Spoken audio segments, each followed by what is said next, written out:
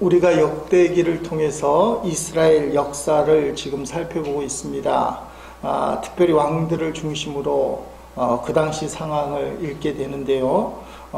이스라엘 역사 분기점이 솔로몬의 아들 르호보암에서 시작됩니다. 백성들이 요구를 하니까 르호보암이 호기 있게 큰 소리로 안 된다.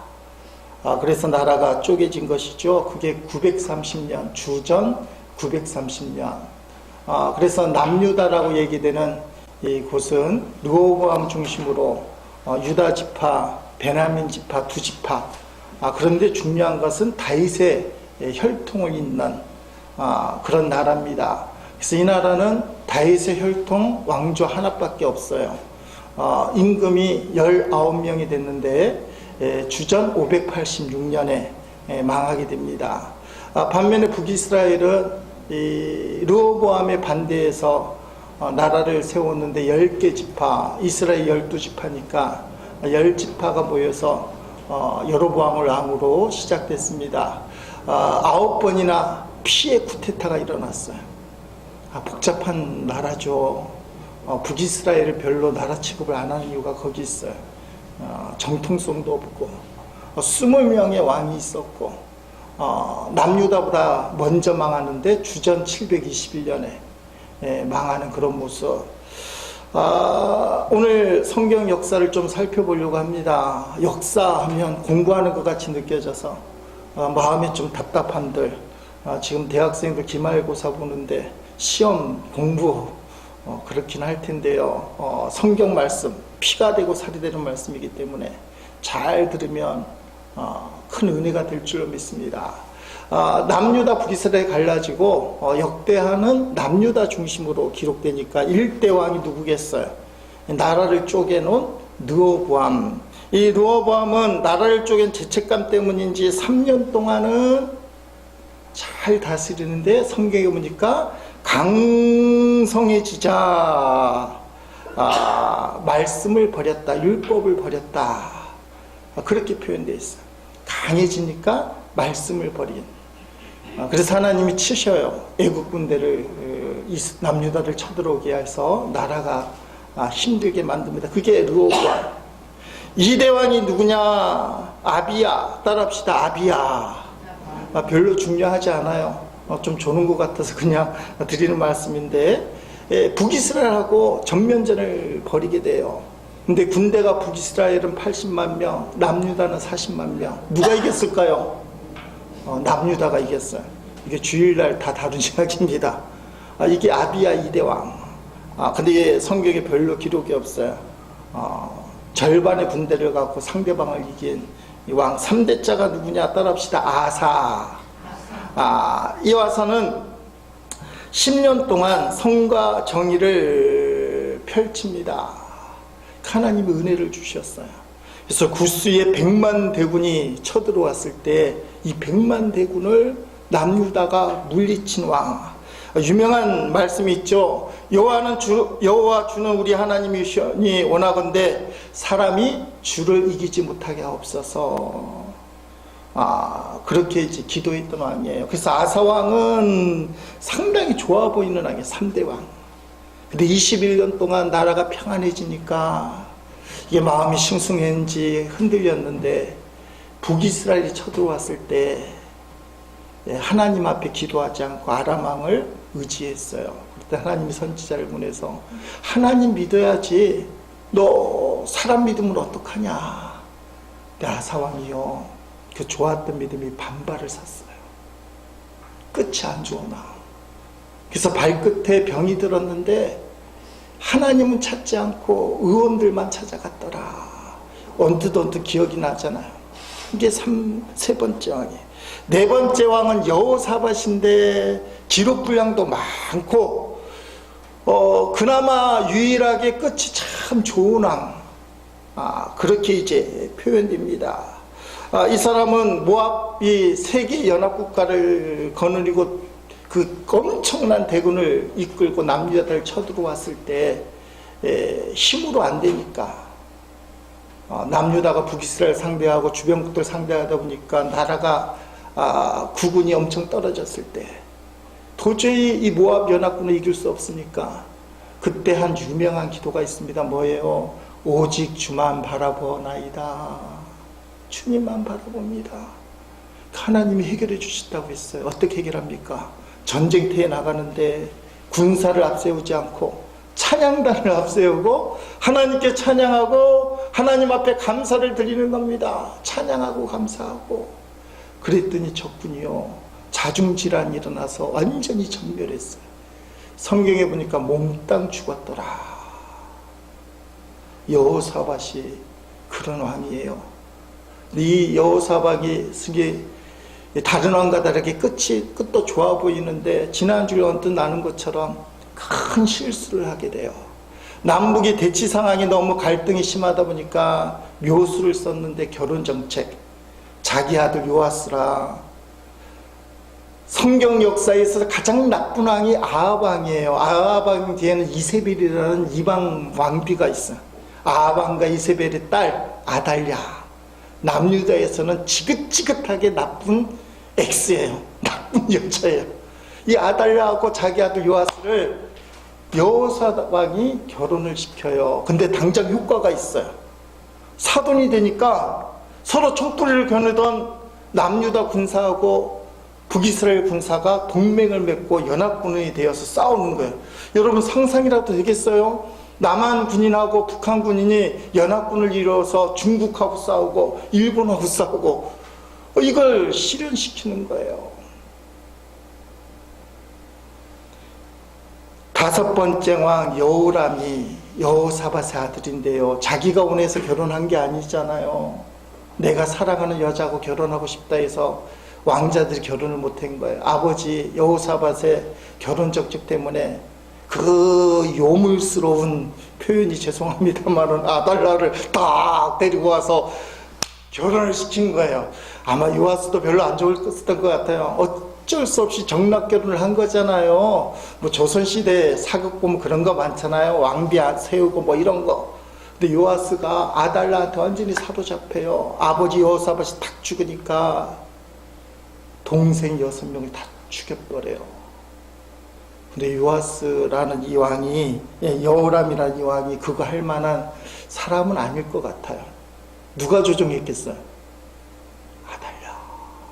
아달랴가 조종을 해요. 하나님이 치시는데 자식들을 다 죽여요. 한 명만 남겨놓고 아하시야, 그 6번째 왕이에요. 그러니까 여호람 이 5번째 왕은 나쁜 왕이에요. 그냥 나쁜 왕, 부인 잘못 만나서. 그리고 6번째 아하시아가 왕이 됐는데 이분은 1년밖에 통치를 못해요. 근데 성경에 보니까 여러분 이 아하시아의 어머니가 아달랴잖아요. 아달랴. 제가 뭐 사람 이름 계속 얘기하니까 막 복잡하긴 하지만 아달랴가 딱 걸리면 아달랴가 섭정을 해요. 여자가 센 여자는요 아들 그냥 두지 않습니다. 뒤에서 다 조종을 하는 거예요. 아달랴가 그만큼 센 여자였던 것 같아요. 근데 아하시아가 외삼촌 문병 갔다가 거기서 에후에게 죽어요. 근데 아달랴가 어떤 일을 저지르느냐 지난주에 살펴본 거예요. 친손자를 포함해서 다윗의 왕족의 씨앗을 멸해버려요. 그리고 6년 동안 아달랴가 통치를 해요. 여기서 아달랴가 7번째 통치자. 그러니까 아달랴가 다윗의 혈통이 아니기 때문에 통치자에서 빼는 사람도 있고, 근데 실제로 6년 동안 다스렸기 때문에 넣어주자. 보통은 넣어줘요. 다윗의 가문이 아니까 빼자 넣자 말이 많은데 실제로 다스렸으니까. 근데 이게 어떤 도전이라고 그랬어요. 하나님이 남유다만큼은 다윗의 혈통에서 계속 왕이 나올 거라고 했는데 아달랴가 그런 게 어딨어. 아무리 하나님이라고 그래도 그렇지 그런 게 어딨어. 도전해서 그 자손들을 다 죽였다고 생각을 한 거예요. 근데 하나님이 누구를 남겨놓습니까? 왕족 몰살 정책에서 살아남은 1살짜리 갓난 핏덩어리 요아스. 요아스를 숨겨두셨다가 성전에, 그리고 7살이 되는 해 요아스가 왕으로 등극되는데 그때 주요 역할을 했던 사람이 여호야다라는 제사장. 여호야다. 이게 8번째 왕 요아스예요. 요아스. 여호야다. 요아스가 왕이 됐는데 1등 공신입니다. 생명을 걸고 아달로부터 요아스를 다 지켜주고, 자, 가만히 준비하고 있다가 7살 될 때 아달라를 죽이고 요아스를 왕으로 딱 만든 하나님의 사람. 요아스가 8번째 왕인데요, 성경에 보니까 여호와다 제사장, 생명의 은인이 살아있는 동안에는 하나님 뜻대로 순종을 했어요. 성전 개혁도 하고 열심히 살았는데, 여호와다가 죽은 다음에 우상을 섬겼더라. 사실 그렇잖아요. 7살 때 꼬마아이가 왕이 되니까 여호와다 자기 생명의 은인의 그 제사장 목사님의 말씀을 잘 듣다가 그 목사님이 돌아가시니까 젊은 나이에 여태까지 휘둘렸다가 좀 내 마음대로 해보자 한 게 우상 선택이었어요. 그래서 사람들이, 제사장들이 요아스 왕이시여 그러면 안 되잖아요. 안 듣는 거예요.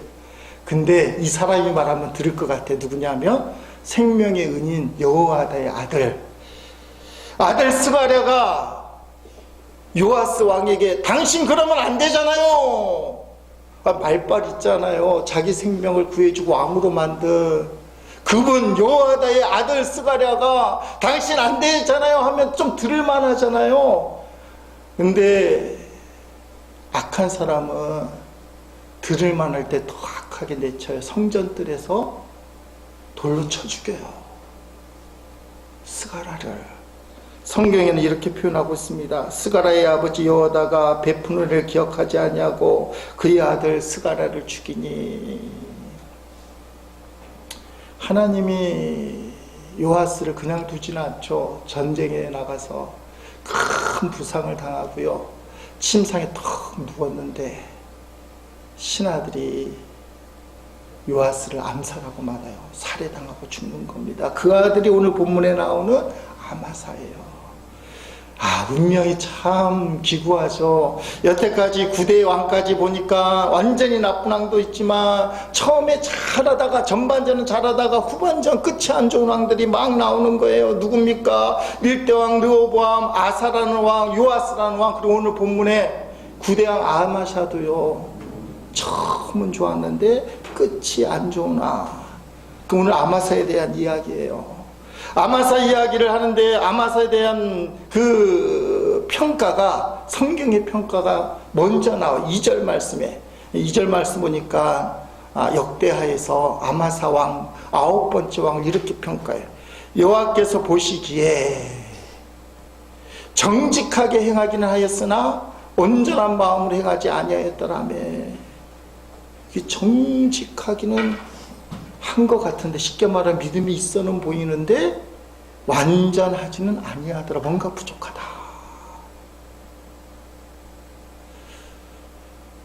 그렇게 이제 꼬집고 있어요.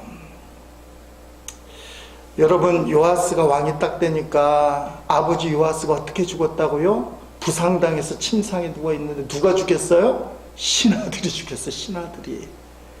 우리나라 조선 역사에 보면 아버지를 죽인 그 신하들에게 보복을 가하잖아요.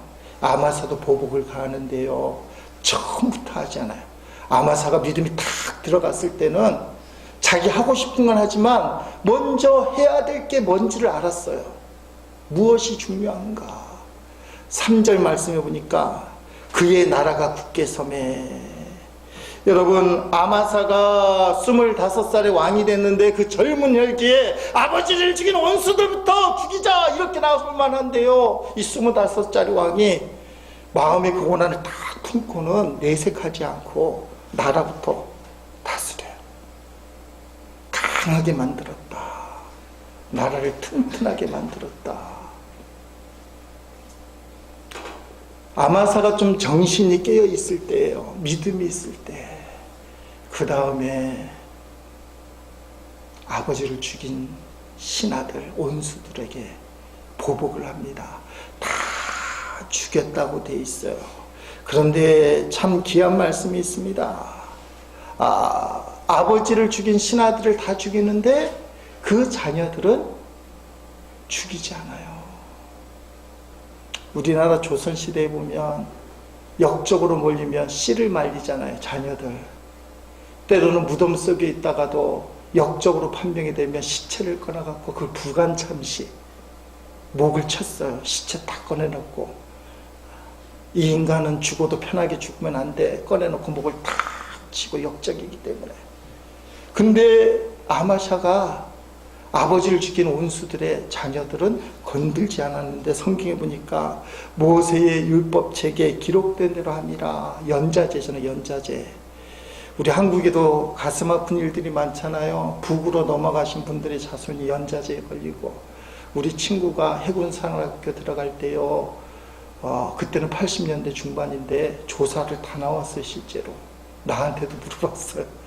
걔가 어떤 사상을 가졌냐, 걔네 가정이 어쩌냐. 해군사관학교 들어가는 거 후보생도 그렇게 조사를 하더라고요. 실력이 좋고 정직하고 본인은 충성심이 강해도요, 걸리면 못 가는 거예요. 북으로 넘어간 사람이 있으면. 그게 80년대 상황이에요. 지금은 어떤지 모르지만. 근데 아마샤가 모세의 율법에 아버지 때문에 자식 죽이면 안 된다, 자식 때문에 아버지 죽이면 안 된다, 연자제로 똑같은 죄를 벌을 주면 안 된다, 그 말씀을 탁 받아들이고는 온수들의 자식은 죽이지 않았다. 이게 뭘 뜻할까요? 따라합시다. 말씀이 통치한다.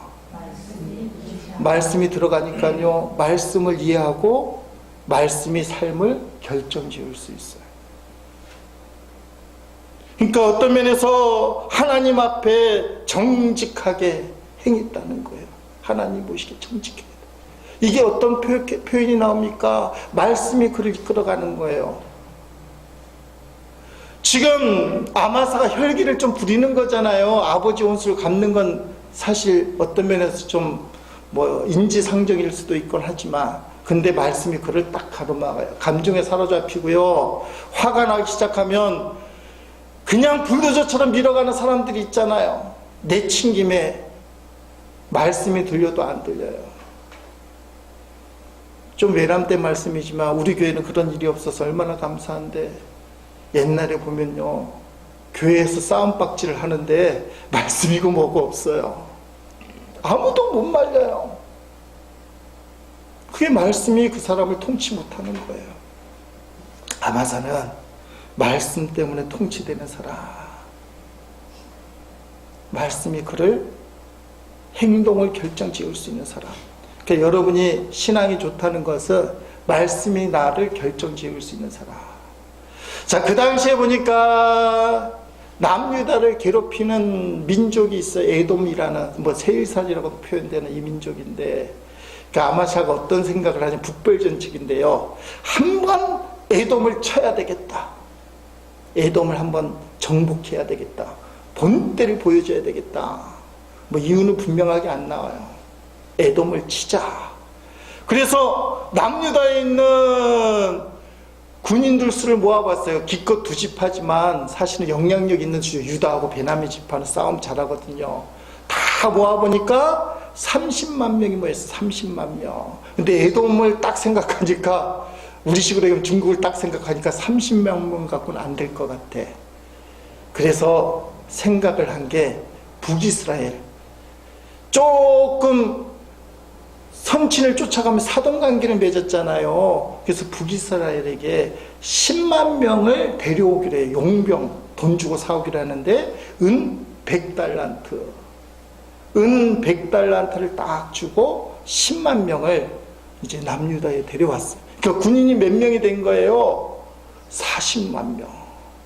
그래서 이제 준비! 에돔을 치러 가자 하려고 하는데 갑자기 문명의 선지가 딱 나타나서, 왕이시여, 그리하면 안 되옵나이다. 저기 10만 명의 북이스라엘 저 군인들이 어떤 사람입니까? 하나님이 버린 사람들입니다. 우상을 섬기는 사람들입니다. 만약에 왕이 그들과 함께 가면 엎드려질 겁니다. 넘어질 겁니다. 이게 뭐 전쟁에 질 거라는 뜻도 있고, 제가 보기에는 아마서 당신 죽을 거요. 10만 명 데려가면 당신 죽을 거예요. 하나님은 망하기도 하시지만 흥하기도 하시는 분이에요. 하나님을 믿으세요. 우리는 이 말 들으면 겁이 나서, 그래 10만 명 돌려보내야 되지. 근데 아마사가 첫 마디가 뭐냐면, 그래? 깜짝 놀라면서, 그런데 은 100달란트는 200달란트가 이게 숫자가 이렇게 마음에 안 났는데, 조금 확 와닿게 얘기하면 120만 명, 120만 명의 일당. 그래도 확 안 닿죠. 하루 일당이 10만 원이면 좀 놀랄 준비 좀 하시고, 1200억. 1200억. 하루 일당이 5만 원이면 얼마예요? 600억. 나라 돈을 1200억 원을 들여서 북이스라엘 10만 명 데려온 거예요. 근데 그거 포기하고 돌려보내라. 하나님 믿으면 된다. 아까워요, 아까워요. 이거 국정조사감 아니에요. 요새로 얘기하면 1000억 원. 저는 1000억이라고 표현할 텐데 1000억 원. 엄청난 돈이지만 오늘날에도 전쟁을 치르면 몇 조가 그냥 나가요. 남북이 만약에 전쟁이 나면 몇백 조가 금방 나가요. 통계가 나옵니다. 미국이요, 베트남 전에 참전했을 때, 본격적으로 참전했을 때 한 달에 얼마 나갔느냐? 51억 달러. 별로 안 놀라시죠? 총 합치면 4,940억. 한 달에 51억 달러. 별로 느낌이 없잖아요. 1,000원으로 치면 한 달에, 좀 놀랄 준비하시고, 5조 원. 5조 원. 미국이 베트남전에 한 달에 5조 원을 쏟아부은 거예요. 천하보다 귀한 생명인데 군인 하나 살리려고. 그러니까 군인 하나 나가면 몇 억이 그냥 나가는 거예요. 로켓 하나 몇십억, 몇백억. 총 합치면은 494조. 미국이 본격적으로 베트남전에 그러고도 졌잖아요. 494조를 쏟아부었는데도 별것 아닌 베트남에게 졌는데요. 지금 전쟁이 그만큼 돈이 많이 들어가는 거예요. 그러니까 군수 산업하는 사람들은 이 사람들 나쁜 사람인데, 전쟁이 나야 나라에서 몇 조 원을 막 쓰는 거예요. 이익금이 얼마겠습니까? 그러니까 사실은 남유다가 북이스라엘 용병 10만 명 데려오는데 1000억 하면 우리 깜짝 놀라지만, 그럴 만한 명분이 있는 거예요. 그 당시도 전쟁은 그렇게 움직이는 거예요. 그러니까 전쟁이 나면 안 되는 이유. 사람의 생명도 죽지만 돈이 무지기수로 들어가요. 천문학적으로. 오늘날은 더 들어갈 거예요. 로켓 하나에 몇백억 한다는 말이 있어요. 북한이 그거 실험할 때마다 몇백억 얘기하면서 우리가 떠드는 말이 뭐예요? 주민들은 굶어 죽는데 그 돈을 쏘아보낼 그게 어디 있느냐, 그 말이잖아요. 근데 아마사가요, 1000억을 포기해야 되다니. 그 무명의 선지자가 하나님 말씀을 배워내줘요. 왕께서 하나님 말씀에 순종하면 하나님이 더 좋은 것으로 주실 겁니다. 맞는 얘기잖아요. 순종하면 하나님께서 더 좋은 것으로 주실 것입니다. 여러분 같으면 어떡하겠어요?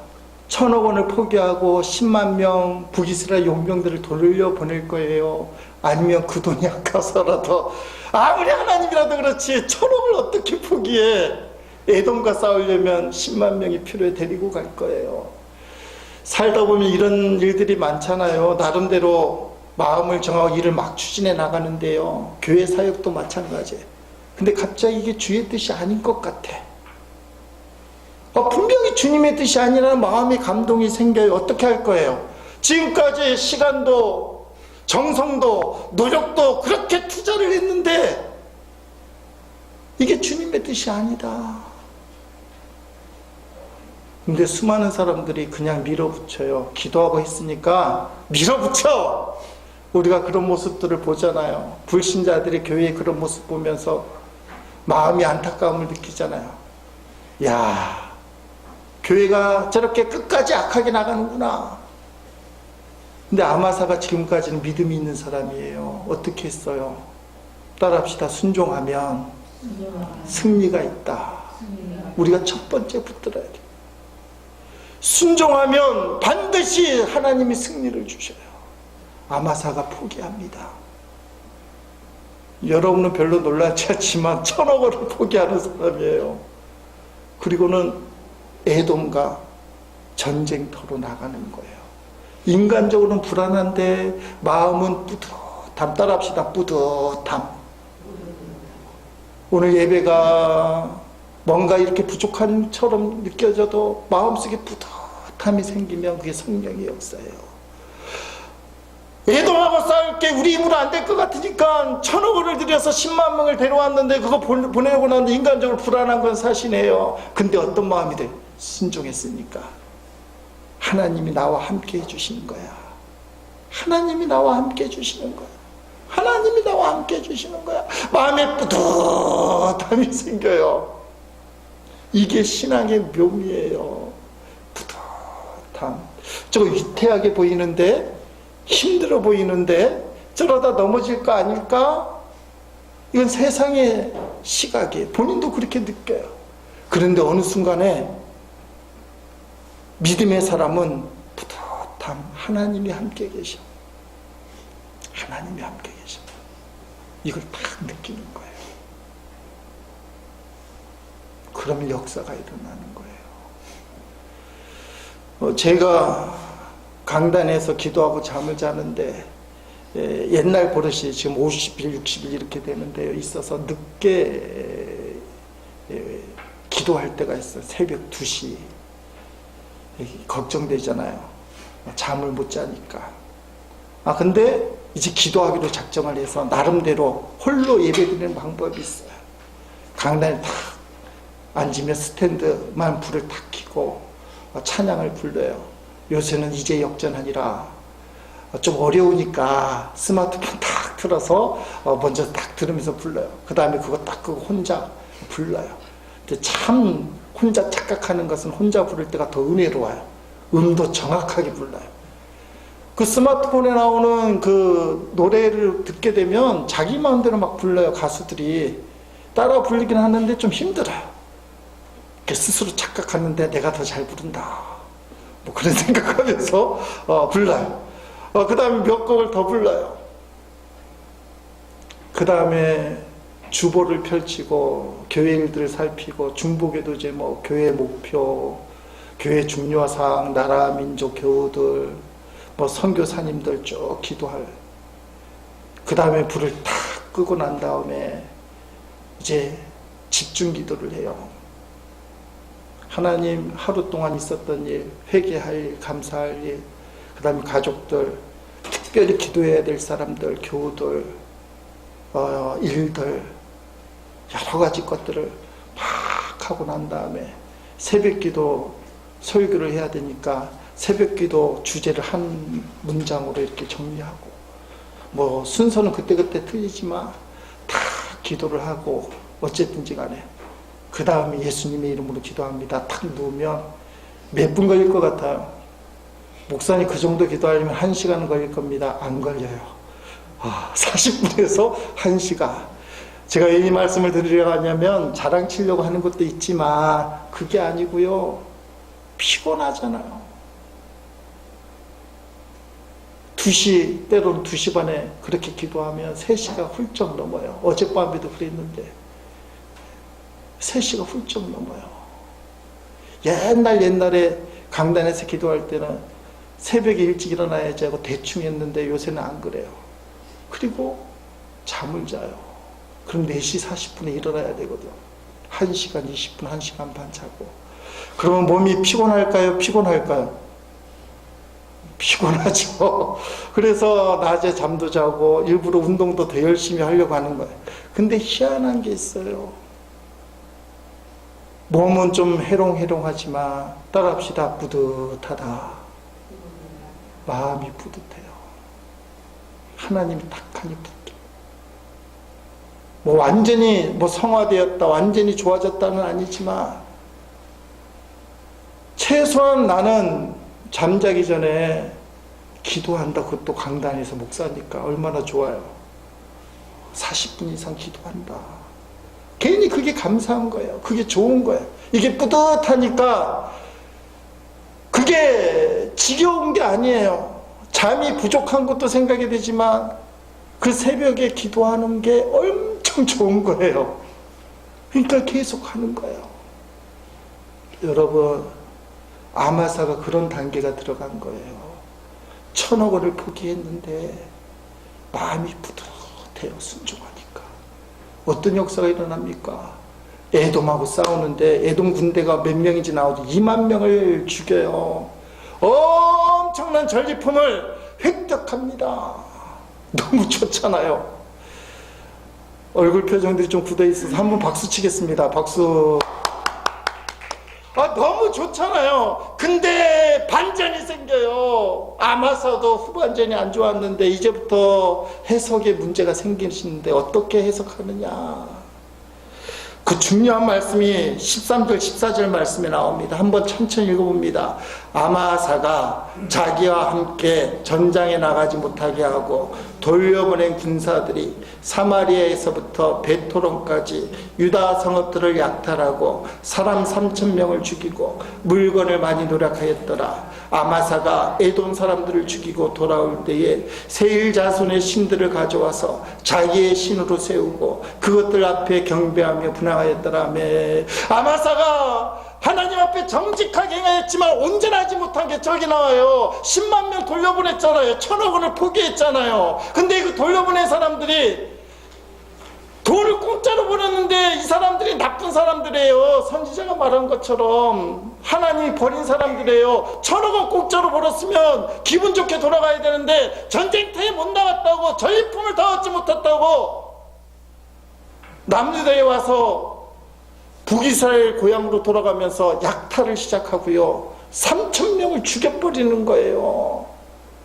아마사가 제가 묵상하기는 화가 난 거예요. 아니, 하나님 앞에 순종하며 1,000억 원을 포기했는데 왜 그 인간들이 집에 돌아가면서 약탈을 하고 내 백성 3,000명을 죽입니까?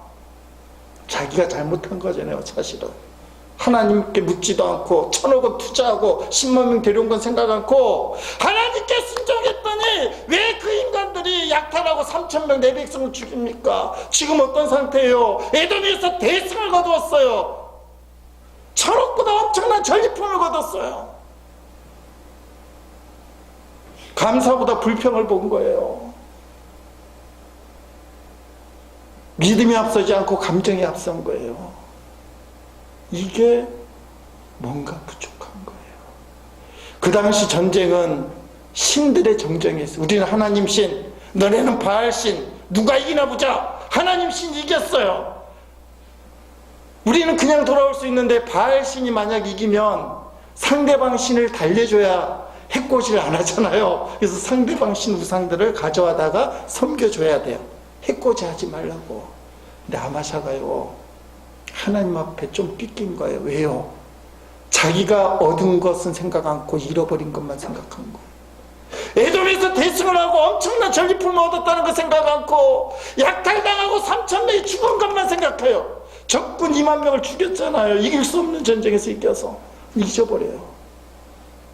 하나님 앞에 대들었어요. 남들처럼 한 거예요. 적군이 섬기는, 에돔들이 섬기는 그 신을 예루살렘에 가져오구나. 자기 신으로 섬고 경배하며 분향하였더라. 어떤 분은 이걸 교만이라고 얘기해요. 교만. 전쟁에 승리해서 아마샤가 하나님을 잊어버렸다.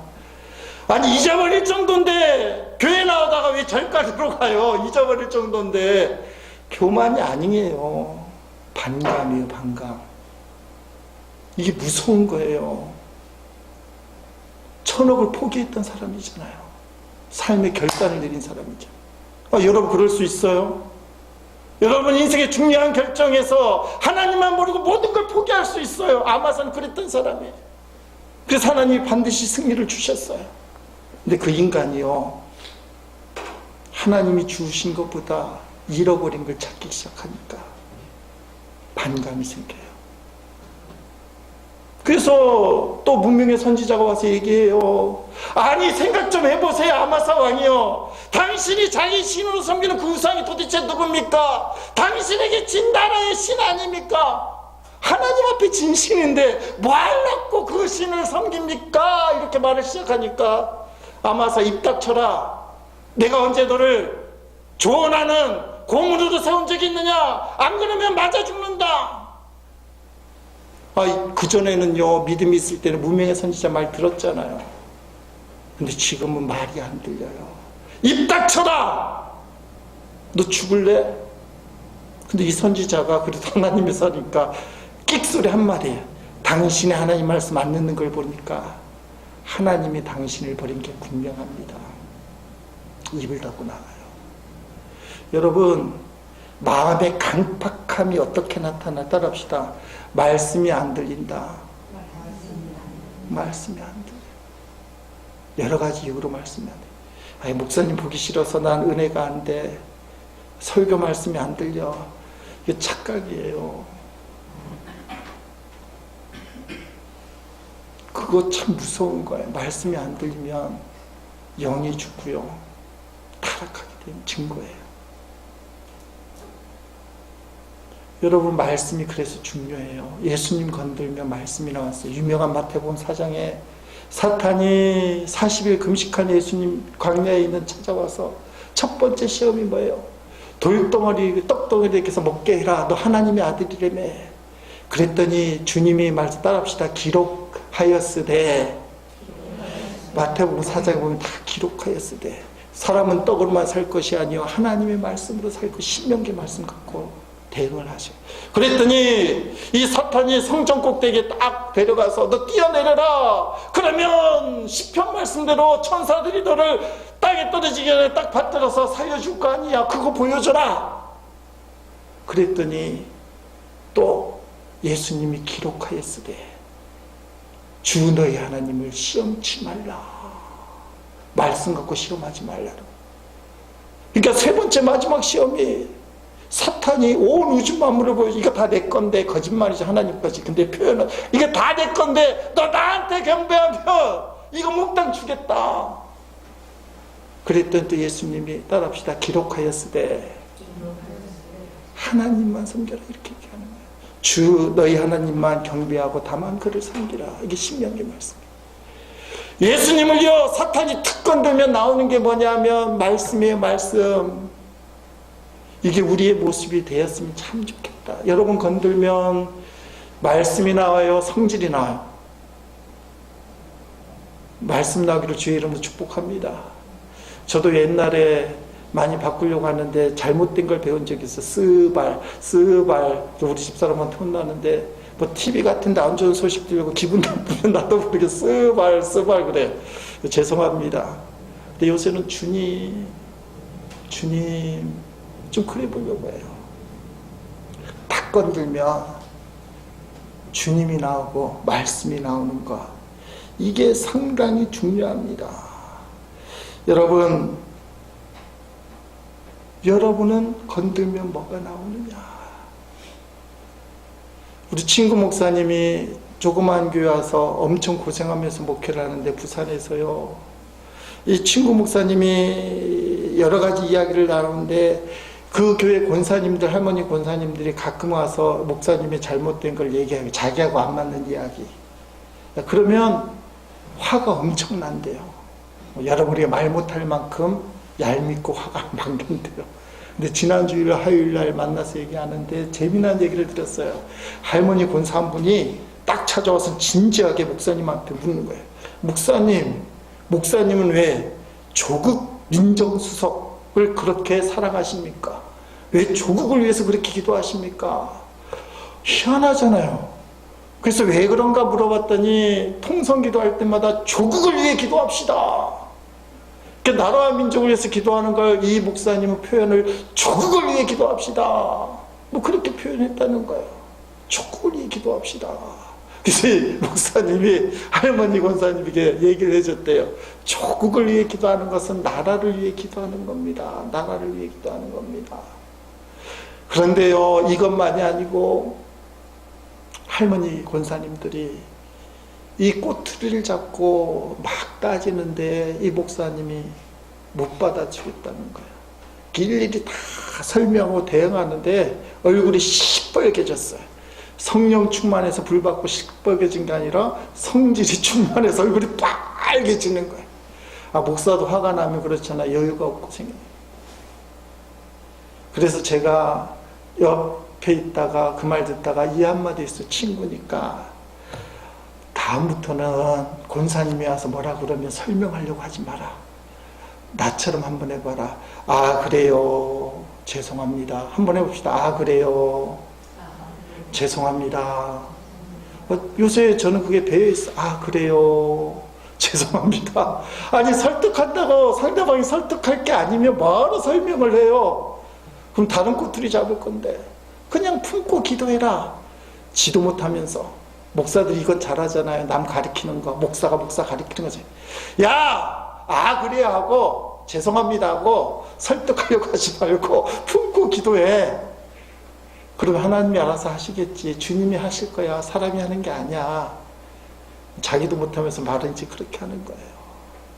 여러분, 사람이요 건들면 자기 변호, 자기 주장 나와요. 근데 이게 얼마나 문제인지 몰라요. 따라합시다. 건들면 주님이 나와야 된다. 왜냐하면 주님은 건들면 말씀이 나오니까. 말씀이 육신이 되신 분이 예수님 주님이니까. 그러니까 여러분을 딱 건들면 우린 예수님처럼 말씀이 나오고 주님이 나와요. 딱 건들면. 이게 우리는 아직 딱 정착이 안 됐기 때문에 어떻게 하자고 따라합시다. 그래요. 성질 부리지 말고 일단 완충작용. 그래요. 아마사가 성질 부렸잖아요. 당신 우상 섬기면 안 되잖아. 에돔의 그 우상, 당신이 쳐부순 그 신을 자기 신으로 삼고 경배하고 분양하면 안 되잖아. 그 선지자를 너 까불면 죽어. 입 닥쳐. 죽어볼래? 성질 부린 사람이잖아요. 근데 특이한 것은 성질은 관성의 법칙이 있다. 이 성질이 북이스라엘을 향했어요. 하나님의 역사인데. 에돔하고 싸워보니까 자기 힘이 센 것 같아요. 근데 북이스라엘이 전쟁을 선포합니다. 온수지간이잖아 사실은. 어떤 면에서 사돈관계이기도 하지만. 근데 상황이 어떤가 좀 생각해 보세요. 북이스라엘이 용병을 몇 명 보냈어요? 10만 명, 1,000억 원. 누가 더 쓸 것 같아요? 사람 꼬달라는 사람이 여유가 있는 것 같아요? 꼬주는 사람이 여유가 있는 것 같아요? 북이스라엘 힘이 세죠. 그러니까 북이스라엘 왕이 예점을 생각해서 야, 너 덤비지 마. 에돔이 이겼다고 우리하고 될 것 같아? 근데 성질의 간성의 법칙, 아마사가 아니야. 옛날에는 믿음이 있었고 하나님이 함께 하셨지만 지금 믿음도 없고 하나님이 버렸어요. 근데 착각하는 거예요. 하면 되겠지. 이스라엘 어떻게 이겨요? 10만 명 꿔주는 나라인데 처참하게 적어요. 아마사가요, 우리식으로 얘기하면 평양에 끌려가요. 포로로. 엄청난 비극을 당합니다. 그리고 예루살렘에 못 들어와요. 신하들이 반란을 일으켜 아버지를 죽인 것처럼 아마사를 죽이려고 포로로 끌려간 왕이 거기 머물다가 예루살렘 성으로 못 들어오고 라기스로 도망갔는데 거기서 신하들한테 암살당해요. 비참하잖아요. 한 나라의 왕이 통치도 못하고 포로로 끌려가다가 자기 도시로도 못 들어오고 라기스라는 데서 도망갔는데 예루살렘에서 파송한 암살자에 의해서 죽어요. 이게 아마사라는 거예요. 여러분, 이제 말씀 정리하는데 아마사가 어떤 사람이에요? 1,000억 원을 포기할 수 있는 사람이 1,000억 원. 대단한 사람이에요. 첫 번째 붙들어 따라합시다. 순종하면 반드시 승리한다. 두 번째가 뭡니까? 따라합시다. 끝이 좋아야 한다. 아마사가 끝이 안 좋았어요. 얼마나 가슴 아픈 일이에요. 여러분, 예수님을 믿고 신앙의 길을 걸어가기 시작했으니 신앙의 결단을 해야 될 때가 있어요. 아마사처럼 1000억을 포기할, 이건 사실 쉬운 게 아니잖아요. 근데 순종하면 반드시 이긴다. 이게 성경의 법칙이에요. 순종하면 반드시 이긴다. 인간적으로는 불안하고 이거 어떻게 해야 될지 몰라도 마음은 하나님 때문에 뿌듯해요. 뿌듯해요. 그게 신앙의 힘이에요. 오늘 우리가 그걸 기도해야 돼요. 두 번째, 끝까지 잘해야 된다. 끝까지, 끝이 좋아야 된다. 하나님, 내가 예수를 믿었으니 끝이 좋은 인생 되게 하소서.